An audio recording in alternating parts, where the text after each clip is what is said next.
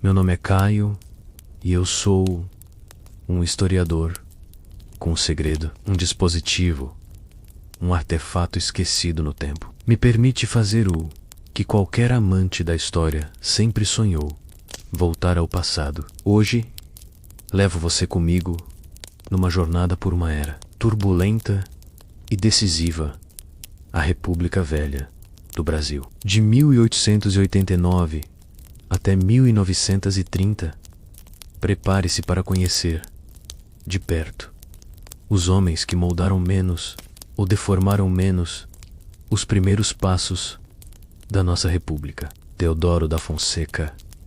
Cheguei no dia 15 de novembro. Vi Deodoro. Ele estava tenso e hesitante. O marechal proclamava a República quase sem querer. Era doente, conservador e monarquista, mas pressionado por republicanos como Benjamin Constant e pelos cafeicultores, cedeu. No poder, tentou governar por decretos, fechou o Congresso e foi vencido pela crise e pelo exército. Em 1891, renunciou. Floriano Peixoto não convocou novas eleições, desafiando a Constituição. A revolta da Armada explodiu no mar. Ele respondeu com chumbo e aço.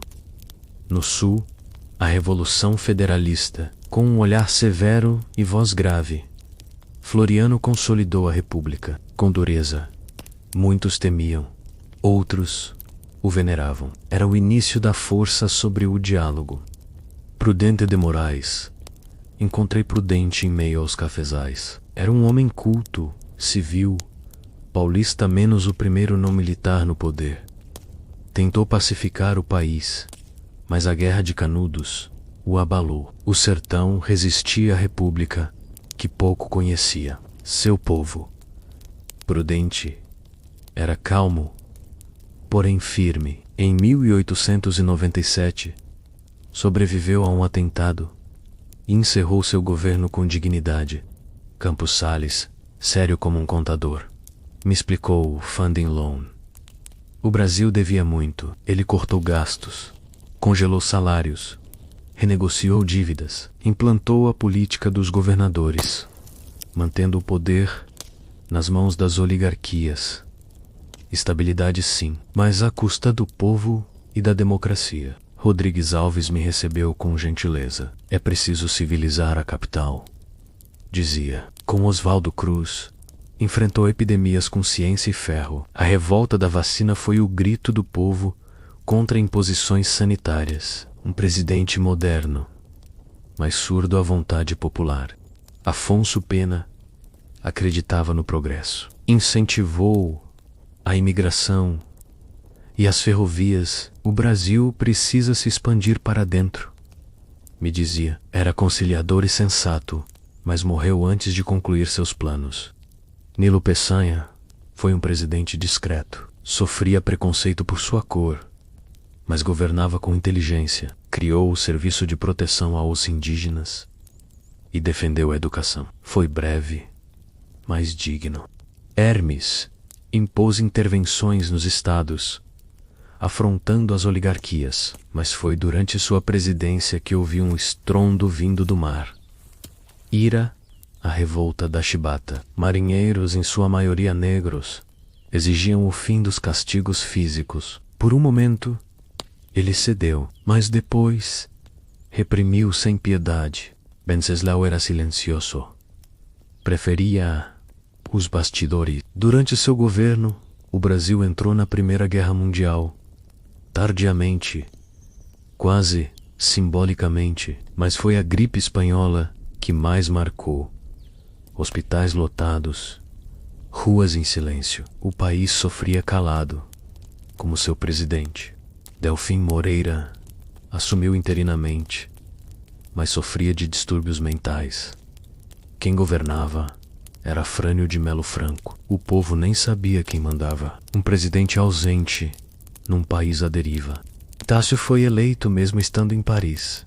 Um nordestino culto, ligado ao judiciário. Seu mandato viu greves operárias, repressão e a primeira revolta tenentista, o Forte de Copacabana, Centinoea, o exército voltaria a ser ator político. Arthur Bernardes foi eleito sob suspeita de fraude. Governou quase todo o mandato, sob estado de sítio. A coluna Prestes cruzou o país, denunciando a injustiça. Bernardes respondia com repressão e silêncio. O regime dava sinais de esgotamento. Washington Luiz dizia: governar é abrir estradas. Mas não havia estrada que contornasse a crise do café e o colapso financeiro. PS1 929 quebrou o pacto do café com leite, apoiando Júlio Prestes. A resposta veio como um trovão: a Revolução de 1930. Quando finalmente voltei ao meu tempo, confesso, minhas mãos tremiam. Não era frio, era medo. Eu havia atravessado 40 anos de uma república construída sem povo. Vi, com meus próprios olhos, presidentes eleitos por conchavos, votos comprados, fraudes aceitas como regra. Uma democracia sem democracia. Fui recebido por Deodoro, que mal queria governar, e vi Floriano esmagar revoltas com olhar de pedra e balas de canhão. Prudente tentou dialogar, mas era como sussurrar. No meio de uma tempestade de pólvora, Campos Sales me falou da estabilidade, mas vi o preço. Um povo empobrecido, esmagado por acordos financeiros que beneficiavam apenas os donos da terra. Rodrigues Alves quis modernizar o Rio, mas não ouviu os gritos de quem foi expulso à força. Afonso Pena sonhava com progresso, mas nem todos cabiam nesse sonho. Conheci Nilo Peçanha, atacado pela cor da sua pele mais do que por suas ideias. Hermes da Fonseca cercado por fadas. Comandava como se o país fosse um quartel. Wenceslas parecia surdo, talvez pelo silêncio que fazia questão de manter Delfim Moreira. Esse mal sabia onde estava. Epitácio governava longe do povo, preso aos rituais de uma elite que mal conhecia o chão que pisava. Então, vi Bernardes governar como se o Brasil fosse um campo de guerra. Reprimo tudo, todos. A coluna Prestes marchava porque não havia mais estrada dentro do sistema. Washington Luiz, inteligente, moderno, mas cego, não viu o colapso chegando até ser engolido por ele. Voltei e só consegui me sentar. Pensei, como é que chamaram isso de república? Onde estavam os trabalhadores, as mulheres, os negros, os indígenas?